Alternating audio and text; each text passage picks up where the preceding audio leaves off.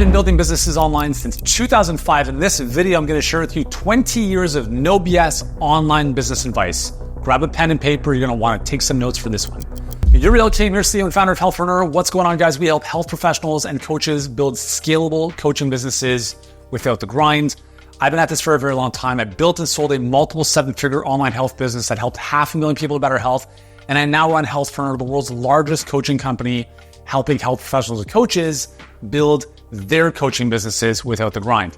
Needless to say, I've pretty much done everything you can possibly think of when it comes to building an online business, from e-com, supplements, launches, summits, membership sites, ebooks, high-ticket coaching. Every single business model you can imagine, I've pretty much done since 2005. And I'm going to share the good, the bad, and ugly with you in this video. So the first thing I want to share with you here is that attention is important, right? We talk about attention is the most important currency. But here's the thing, is that attention is important, but you cannot build a sustainable business without trust. Everyone talks about just getting attention, getting attention, getting attention. And yes, it is true, you have to get attention. But if that attention has nothing behind it, then you have no bridge to the ultimate transformation or transaction you're hoping to get with a customer or client. So attention opens the door, but if you have nothing behind that to build trust with people, you're not going to build a very viable business. One of the only reasons I've been in business for 20 plus years is because I've not done anything shady. I mean, I'm not perfect, no one is, but I go to bed every night knowing that I've done my best and I'm doing things with a high moral compass and a high degree of integrity. And when you have that approach to business, naturally people just trust you because they can sense that there's no nonsense and you're just being an honest, good person doing the best you can to serve the people in the way that you can. So trust is massively important, probably more now than ever before. In a largely untrusting world, especially online, do whatever you possibly can to build trust. But here's the thing, trust takes a long time to build and a single moment to break. Second thing is that people will be your biggest asset and your biggest challenge. And this is in relation to clients or team members. So unless you want to build a one-man show, which you'll get to maybe 6 figures, and that's pretty much about it, that's fine. But if nonetheless, you're still going to deal with customers, right? People or clients. So regardless of the type or the size of business you want to build, you're not going to do it in isolation. You're going to be working in some way, shape, or form, communicating in some way, shape, or form with people. For instance, my wife had a business on Etsy many years ago, and she made these beautiful crystal bracelets. And the biggest pain in her ass was customer service stuff. Although she was not dealing with people in her home office, she was dealing with the nonsense of back and forth of refunds and sizing issues and all kinds of stuff. And that's an example of a solo entrepreneur dealing with that. At the same time, if you have a business with a bigger team, then you're going to have to coach up and sometimes coach out people on your team. And that's not easy to do. And at the same time, you will have people on your team who are they just came from the heavens and they will save you in so many ways, shapes, or form because they will take a huge amount off your plate of stuff you don't want to do that they're amazing at doing. So if you are having a tough time dealing with people, and I can relate to this because when I came online in 2005, I was trying to escape people because I had been working one-on-one for 7 years prior to that. And I was like, I don't want people. I want to write an ebook, I'm going to sell it, and I'm going to chill. And that didn't happen. I was delusional thinking that I could escape how I interacted with people or the frustration I had. And instead of dealing with that, I decided to try something that would avoid that, and that didn't work out. So you can never really, you're not going to escape your problems. Tucking them under the rug doesn't mean they disappear. They will eventually come back up and you'll have to address them. So people are an incredible asset to help you grow, right? The bigger the dream, the bigger the team, or the better the team at least. And at the same time, there will be challenges. So learn how to grow through that and be a better people person. Third thing is everything is learnable. I don't know about you, but I didn't know how to walk or run when I was first born. I didn't know how to speak. But look at me now and look at you now. So what makes you think that anything else is not learnable? Just think about it. It's not going to be easy necessarily, but it's learnable. So 2 very important skills for building an online business: communication, well, that's the main skill, written and verbal. So written is copywriting, verbal, call it marketing or sales. If you're doing this one-to-many, it's more marketing. If it's one-to-one, it's sales. So is that a skill you can learn? Yes. But I'm not good at sales. so who cares? Neither was I. Neither was anyone else who is now good at sales. No one was born with like a factory installed setting for awesome at sales. Everything you are currently not good at is a learnable skill on the other side of effort. And everything you are good at is not stuff that was inherently implanted in your DNA. You learned it over time. If you understand that everything you know how to do now was something you learned, then why wouldn't you be able to learn anything else? And if you take that mindset and approach to anything, you can achieve pretty much anything in your life. Number 4 is that it doesn't matter how good you are if no one knows who you are. This flows from what I just talked about, is like you have to understand how to market, and you have to understand how to put yourself out there, how to add value to the marketplace, and be everywhere all the time, like literally omnipresent everywhere. And what the beautiful part is, with technology now, at the click of a couple buttons, you can be on at least one platform pretty consistently, and if not a few more, right? Without, killing yourself in the process. The reality, based on a cognitive bias called the mere exposure effect, the very fact that people see you more often, they will have a preference to you over someone they don't see or they see less often. So the very fact that you're showing up in people's news feeds or in, wherever their inbox or whatever it is, gives you an upper hand over other people in your space who may not be as prominent or as present. Marketing is everything, especially in the first couple of years of your business. Product's important for sure, but if no one knows about the product, it really doesn't matter. So be good, get good, learn the skill of promotion, marketing, etc. Number 5 is that building an online business is significantly harder than a brick and mortar, but it's also 100 times more rewarding. So here's the difference. In a brick and mortar, whether it's a gym or clinic, etc., people walk down the street and they're like, oh, there's a gym. I'm going to go there. Or, oh, there's a chiropractic office. I need my back cracked. I'll go there. That doesn't happen online. So what happens with a brick and mortar is you become successful in spite of yourself. And it fosters lazy business acumen, which means you develop no skills because people fall into your lap. It's like if you just got, if you're a trust fund baby, right? If you have never developed the skill of earning and managing money, and then $30 million falls into your lap, then you have you've not built the skills inherent to do that. So then let's say you blow the $30 million and all of a sudden you have to start making money now, you're screwed because you haven't developed the skills. And this is what happens all the time with a lot of our clients who are health practitioners and coaches who are transitioning sometimes from their clinic online. It's like, I've got a super busy clinic, waiting list out for months, and then they come online and they don't even know how to clarify their messaging because they've only grown their business by people falling in their lap, like foot traffic or referrals from doctors. That's it, okay? And that's fine.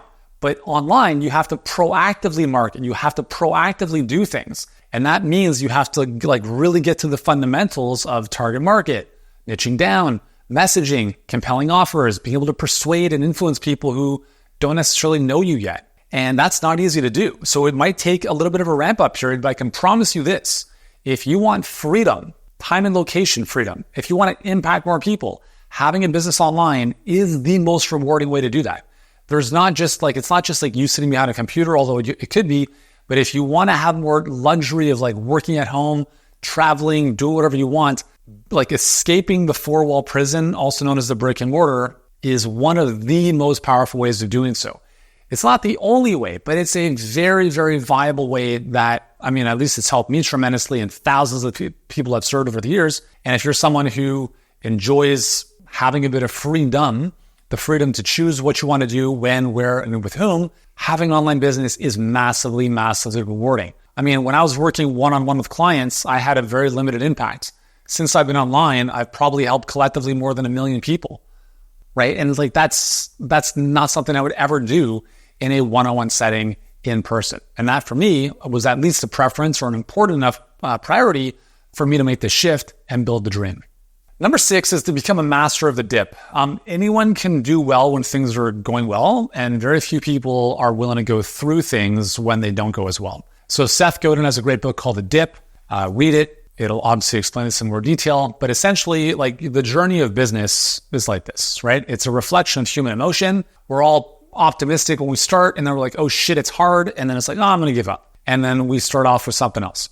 And then we just repeat the cycle over and over again. But even if you stay with something, right, you're going to continually repeat that.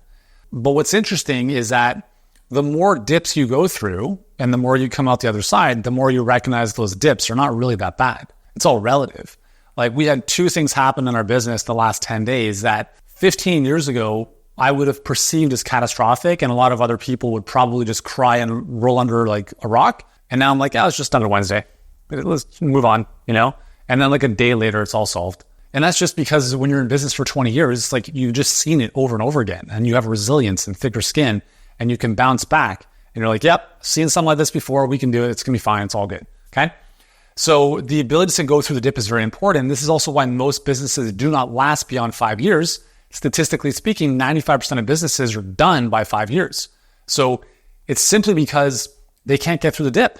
During COVID, we saw this, right? With a lot of like brick and mortar businesses, for instance. And the thing is, like, tough times don't create problems. They simply reveal them. And so if you're going through the dip, it doesn't create a problem. It simply reveals problems. Maybe you have some mindset stuff you have to work through, right? Maybe there's some fundamental stuff economically in your business that isn't making sense that you need to fix. And when you get into the dip, it's like, cool, what's the lesson I need to learn here? And how do I grow through this? Because if I don't learn the lesson here, guess what's going to happen? I'm going to keep getting exposed to the situation until I learn the lesson the situation is meant to teach me. Number 7 is selling is a skills game, not a numbers game, right? You've probably heard the saying like selling is a numbers game. Cool. But if you have a 10% close rate on 100 selling conversations, that's 10%, right? If you improve the skill of selling or having what I call a coaching conversation, which is a communication skill, and you have 100 conversations and you enroll 30 people, that's a 30% close rate. So you have the same volume of sales conversations, but 3 times as much on this side. The only difference is that you've skilled up over here. So would it make sense to scale something that's not working well? Well, you could, but you're just going to scale something that's not working well. You're going to scale problems, and that's never good. Versus if you improve the skill, then you can scale something that's working much better. And obviously it's way more efficient, right? Because you're basically 3 times more efficient in the 30% scenario versus the 10%. And the only difference is it's a skill acquisition. How to develop skill. Step number 1 is you learn what to do. 2 is you learn how to do it well. How do you do that? You get mentorship and guidance from someone who's been there a million times to show you how to do it. 3rd is you practice the hell out of it, and then you get feedback in that process.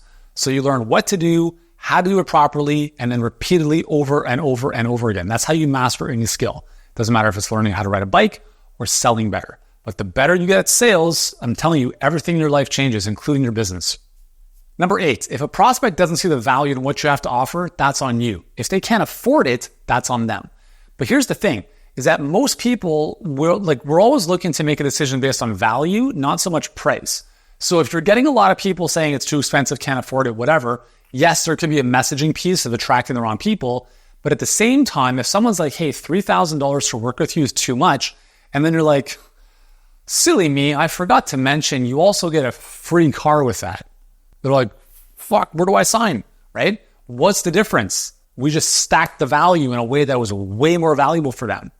Do not buy the lie that someone's telling you that it's like it's too expensive. It's not. If someone says it's too expensive, they're simply saying, I don't see the value in this. So learn how to communicate what you do in such a way that's not listing features of your thing, but it's showing how those features benefit that specific individual related to what they talked with you about being important and priority, etc. And the better you get, again, going back to selling as a skill, and doing that, the more money you'll make, the more people you'll help, and the bigger your business will grow. Okay? So if they don't see the value, that's a you thing. You have to get better at communicating that. If they can't afford it, again, affordability is on them. If you can't ask for $5 from someone who doesn't have $5. But at the same time, I believe that if it's a must, people will find a way, right? So if they see the value and it's like, man, I don't know if I can afford this. Cool. Do you have anyone in your family who you could beg, borrow, and steal from?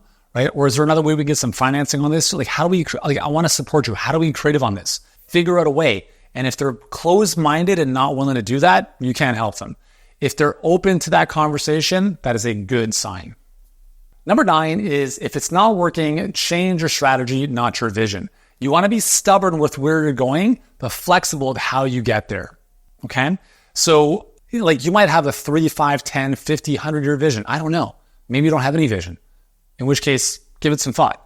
But the thing is, you don't necessarily know what's going to happen between now and then.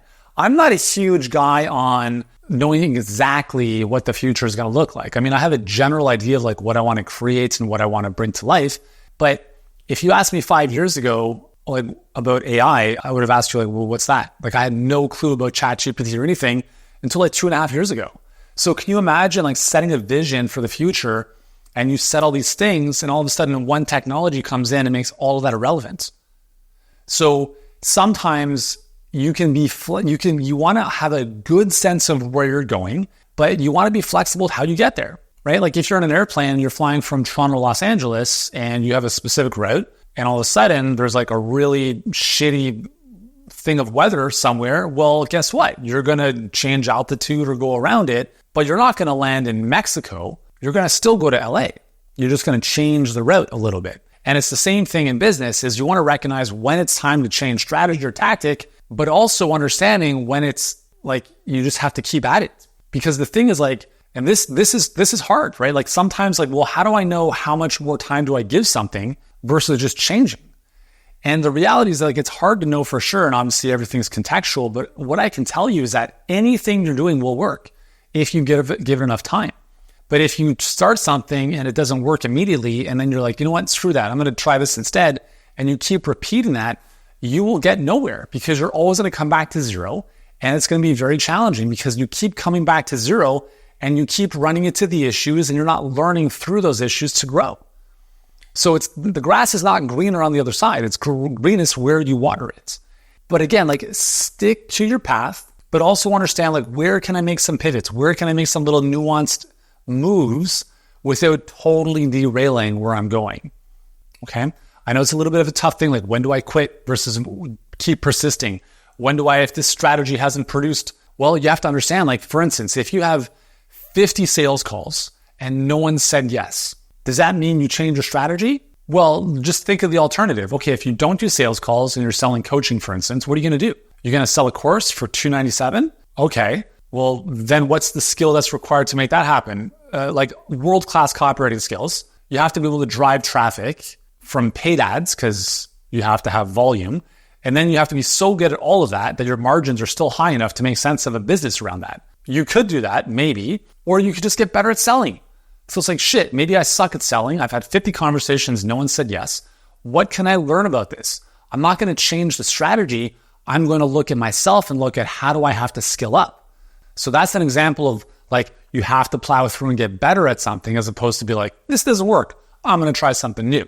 Okay. But be doggedly fixed on your vision, be flexible in the strategy, but also recognize when you just have to get better at the strategy versus it's simply not working after a very long time at it. Number 10, if you don't believe in your product, no one else will. Conviction sells. If there is anything I can share with you about selling, it's not a script, it's not a number of questions. It's two things. It's energy and conviction, period. We have 2 clients, as an example, in the same space. And one of these clients is doing okay. And the other client, same target market, same everything, is crushing. Like I'm talking like 300,000 a year. And I asked the client who was not doing too great yet. And I asked her, I'm like, you guys have had a conversation. Like, what did you notice about what she was doing? Was it like a tactical thing or was it anything else? She's like, yeah, it was definitely a tactical thing. Like she shows up with more authority and energy on her calls. I'm like, well, that's not a tactical thing. That's a energy and conviction thing. So it's really about who you are, less about what you do. And when I've coached like our team or thousands of our clients to get better at sales, as an example, it's all conviction. Like within 10 seconds of just seeing someone, their body, how they speak on a Zoom call, right away, I'm like, there's no way this is happening. Like you're not enrolling this person or this person is not even a good fit, whatever it is, but you can tell instantaneously. And it's all about conviction. Just like in these videos, like I'm very convicted in what I'm talking about. And conviction doesn't have to be objectively true. It just has to be objectively true for you or subjectively true for you. And that's what marketing is. It's sharing your philosophy, right? There are many cults and religions out there that are borderline insane that have millions of followers because of conviction, right? It's the same thing here. So you have to have conviction in what you're selling because if you don't, no one's going to believe you. So especially early on, like whatever you lack in social proof, you got to make up in conviction. You have to be so convicted that the person's like, fuck, okay, like, all right, let's go. Sounds good. Like I've told my team this, if we enroll a client and they don't make any money in their first year working with us, It is still the best decision they've ever made in their life. And I share that with every single fiber in my body. Why? Because even though I know we're going to continually get better and our program's going to continually become more and more better, it's still incredible. And I've seen the transformation that happens to the person that we work with. And as a result, over time, their business follows that. So I'm like, even if the person makes nothing in their first year, by the way, where's another example of investing a lot of money and making nothing? Oh yeah, that thing called school, right? Yeah, we don't question that. So think about it. Like, it's just like you're learning, you're paying to learn skills. And that's the way I look at this. Like, some people will grow very quickly. Some people take a little bit longer.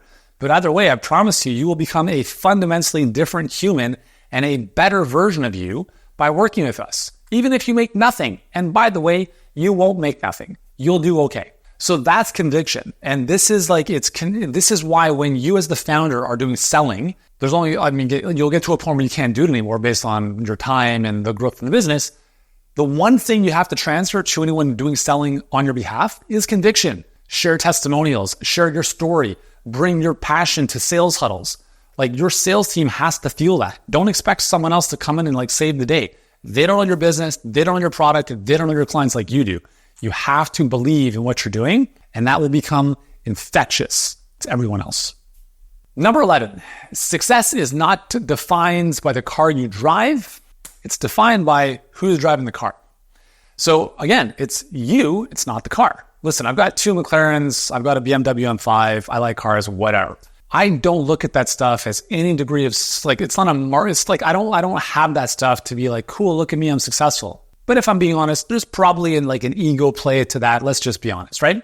With that said though, I don't need the cars. Like, they don't bring me joy, they don't bring me happiness. And I understand that they don't mean that I am successful. I am successful because I am successful in the way that I determine success. For me, it's I get to do what I love. I'm healthy. I have a business I love. I get to serve clients in a way that I think is profoundly impactful, which brings me a tremendous amount of fulfillment. And I get to hang out with my family as much as I want. I'm like, we have our dream house in Mexico. We live in the best area of Canada. Like, life is awesome. And so it's not about like, I need to have this thing in order to feel successful. I need to accomplish this amount of money or whatever. It's just being comfortable in your own skin. I think it's one of the most attractive qualities in anyone, to be honest, is being confident like in you, right? Know that you are good enough and you're worth it. Like, you are worthy because you are here on this planet. Like, you're one of 8 billion people. And just in terms of like the sperms that were competing to like come into life, one of, I don't know, billions, trillions, that's pretty fucking profound, right? Like, the very fact that you are here means you're successful. Like, you made it. You made it. Okay? You have nothing to prove. You have nothing to prove. All you got to do is be you to the fullest. And the problem is that we come in as like these limitless, boundless spirits, and then all these layers of shit get built on us through the human experience, from conditioning, from other people, whatever. So it's really like, life is not about doing more and proving ourselves. It's just like undoing all the shit so like our full self can come to the surface. So again, it's not about the car. It's about who you are as the driver. In the movie Maverick, he said it's not about the plane. It's about the pilot in the box, something like that. Same idea. Okay, number 12 is if you're not where you want to be, it's because you're not who you need to be. And I know this is going to hit hard for a lot of you guys. The reality, guys, is like, you're just not who you need to be yet to have what you want. That's it. And the sooner you recognize that, the sooner you can get to work on yourself to make that a reality. You've probably heard the saying, be, do, have, right? So it's like, if you think of the have, like the thing you want, there are doings, actions that are involved, but it starts with the being. It doesn't start with like, okay, I'm gonna become a different person when I lose the weight. I'm gonna become a different person when I'm a millionaire. No, it doesn't work like that. You are that person, and then those things happen. So I often say, like, think from your goals, not of your goals. Like, you have to fast forward yourself to where you already want to be. And you have to act as that person now, because in so doing, your vibration and frequency raises to align all that stuff with you. And you just happen to take the right type of action because you're already that person. And as a natural extension of that, you start doing the things, and the things you want start coming into your life. So like, for instance, if you want to be a millionaire and fundamentally you have terrible work habits, you sleep in, you go out and party, etc., those are some very fundamental things you can change.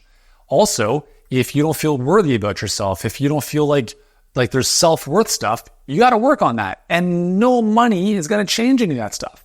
And by the way, you will not make the money until you fix that stuff. So again, it's like you have to be who you need to be in order to get what it is you want. Number 13 is do not take criticism from anyone you would not take advice from. I have a lot of empathy and compassion for grown adults who still get very upset by what other people they don't even know say about them. And it's very sad. This actually happened to someone close to me. People from like 15 years ago, not even in contact with these people, said something about this person, and this person found out through a third party, and then it really bothered this person. And I'm like, why? Right? So remember, like you will, to the degree, so others' words about you will affect you to the degree that you believe they are true about yourself. So if someone says to me, Yuri, you're a piece of shit, if I get upset about that, it's because at some level I agree with them to a certain extent, right? Because everything in your world is a mirror of your own belief system, right? Like you see who you are. So if people say you're a scammer or you're a person out to do harm and you get upset about that, then at some level you must believe some of that. And I know this is not easy to, it's not easy, but it's very important to work on this. You have to get to the point where you can allow these things to bounce off of you. And here's the other test is if someone gives you praise, be willing to say like, cool, thanks, ciao. Like what I mean by that is you want to become neutral to positive or negative. Because if you get filled up by praise, you're basically saying my self-worth is raised by other people's opinions. And the more you play that game, the longer you are at the mercy of other things outside of yourself. Said otherwise, you're fucked. And you are it is a life of unhappiness and striving to please other people and always looking for validation from things outside of you. And that is a losing game. Now, I share this because I've been through this. If you know anything about my journey, I lost my hair when I was 17 to an autoimmune condition, grew it back, then lost it again because of a shot, and then painted on my eyebrows for 2 years. This is 11 years ago now, okay? 2 years of painting on eyebrows every single day because I cared what other people thought about me. And then I said, you know what? This is the heaviest mask I've ever worn. Let's just get rid of it. And so I'm sharing this from personal experience. Like I understand it's not easy to do this, but the less you give a fuck about what other people think about you, the freer you will feel, especially from people who are fucking idiots or trolls on the internet who you don't even know and don't even know you. Do not take advice or criticism from anyone you shouldn't take advice from, right? If you've got people that are very close to you telling you stuff, all right, maybe a little bit different, but you have to know you, right? When I publish videos on YouTube, I know if the video is good or not. And when I see people's comments are like, oh my God, this is a life-changing video, or this, I can't believe there's no more views. I'm like, cool, like, thank you. But it doesn't matter to me. Like, I appreciate the nice comments. Thank you guys. But please understand, like, I don't need that stuff. And at the same time, if you're like, this is the worst video I ever saw, I'm like, doesn't matter to me either. Like I have a neutral, like a barrier. There's like none of the outside stuff impacts me in the slightest. And it's a very, very nice place to be at. It's not like, but again, it's a journey. So I encourage you to really think through this and ask yourself, when other people talk shit about me or give me praise, does that affect me in any way, shape, or form? And if it does, you got some work to do. And it's all good. Number 14 is that your business will not rise to the level of your goals. It will fall to the level of your standards. So earlier this year, we let go of one of our leadership team members, and there was a few reasons, but one of the reasons was every week we have weekly reports that everyone submits. It takes 5 minutes. Okay, it's like an introspective. Here's the last week, and this individual in a leadership position failed to submit it 6 times in 3 months. Now, obviously, that's on me for not nipping it in the bud way sooner. But from a level of standard, for someone in like a leadership role who has direct reports under them, the standard they're setting is unacceptable. Now, everyone has different standards, and that's why different businesses have different results. If you look at the story of Google and how Google AdSense, I believe, came about, I think it was AdSense. I don't know if it was Larry Page or the other co-founder, who I can't remember his name right now. He walked into the developer, the engineer's office, and He had like a sticky note and he wrote down, "This is shit." Because basically what he did is he went to Google, did a search, and didn't like what he saw. He put a sticky note, he said, "This is shit," and he put it up on the wall, and that was it. And that was like, that's all he said. And then they went to work to figure it out and how to make it better. Steve Jobs, like some people thought he was borderline fucking crazy. But when you look at exceptional businesses, they usually have founders or CEOs or leaders that have very high standards, even in sports, right? I'll just give an example in a second. But like when you look at someone who has such high standards, who are going to look at the tiniest little details of how something is designed, even though that's not their department, all of these things matter. Like even Pep Guardiola, who's the manager of Manchester City, like probably one of the top managers of all time. Let's be honest. The guy wins the Champions League, and right away, like after the game, he's celebrating, and already he's like, you can see he's almost arguing / coaching one of his players. Like this has to be better, right? We just won the Champions League, but this has to be better. And right away, he's thinking for the next year. There's like this, there's a level of obsession with very, very good leaders where they never rest on their laurels. And it's this standard that's massively important because just like in life, like if you have someone who, I remember just actually like last week, we went to a restaurant, we parked our car, the car right beside us. I looked in the car and it was like a garbage can threw up in there. It was disgusting. Absolutely disgusting. I've seen everything I need to see about that person. I don't even know who that person is, but I pretty much have a good idea of the standard and quality of their life based on their car. Mikel Arteta, who's the coach of Arsenal in the Premier League. A couple years ago, as he took over the team, coming in as one of the new coaches, he stopped playing their best player, Aubameyang, who is the top scorer and the captain of the team, because Aubameyang didn't meet the standards of the team. Like he would show up to practice late, he would be in Ibiza and he'd fly to like London like a day late and miss something. And Arteta said, this is not the standard of what we're doing here. And so what happened was after doing that for a few times, he actually started training by himself. He couldn't train with the rest of the team. And then they got rid of him and they sent him to Barcelona. The press was like, you're crazy. The team's going to fail, whatever. And Arteta's like, no, we're going to stick to our standards and that's it. Because no individual is bigger than the team. The next year, Arsenal finishes second behind Manchester City. And now like consistently over the last 2-3 years, they're one of the top teams. And it's because of the standard that they're setting as a culture. And it's the same thing in business. So any aspect of your business that's not working out, just look at what's the standard. Where am I missing on our hard conversations? How am I letting people slip through the cracks? Where am I like, it's not a big deal, it's okay. Where do I really need to like dial stuff in here? Because those standards are going to make a huge difference to the quality and the survival of your business. And I'll share one more with you. Number 15, change is hard, but staying stuck is harder. Most people say they want the prize. Very few people are willing to pay the price. The price, not just money, right? But effort, sacrifice. Change is hard. I want to really get in good shape. I want a six pack. Cool. But I don't want to work out. All right. How's that going to work out? I want to build a great business. I was talking to someone recently. She's like, I want to make $50K a month. I'm like, cool. Where are you at right now? She's like, at $5K. I'm like, okay, we have some work to do. She's like, yeah, I want to build it up, but I don't want the headaches of people and all this other stuff. I'm like, well, you're not going to get to 50K because you are not going to move into the direction of the very thing you want to avoid. And here's a reality check. Building anything great, it's going to require some like moving through pain thresholds. And you're going to require some people if you want to build something a little bit more substantial. But does that mean there's always going to be a headache? Not necessarily. You can skill up. You can become a better leader. You can learn all this stuff as we talked about. But here's the thing. Staying stuck with $5K a month is way harder, isn't it? Like, what are you not able to do that you'd rather do? Doesn't it suck to be in the back of the plane instead of in the front of the plane? Man, doesn't it like you have to get associated with the pain of your current situation because I want you to recognize there's a whole other world out there that is like a million times better. The hotels you stay at, the Airbnbs you rent, the cars you drive, the people you hang around with, the food you eat, everything. And I'm not saying that stuff makes you happy, right? But if you have the choice to live with the finer things in life versus barely making it, you got to get associated to the shit that this is. Because if you don't, you're not going to change. But remember, getting there is also hard. And I can tell you, to wrap this up, having built businesses online for the past 20 years has been very challenging. But my life may not reflect that. I live a very, very good quality of life. It doesn't even feel challenging to me. Like I wake up every day and I'm like, I get to have these problems. I get to deal with this stuff. not I have to.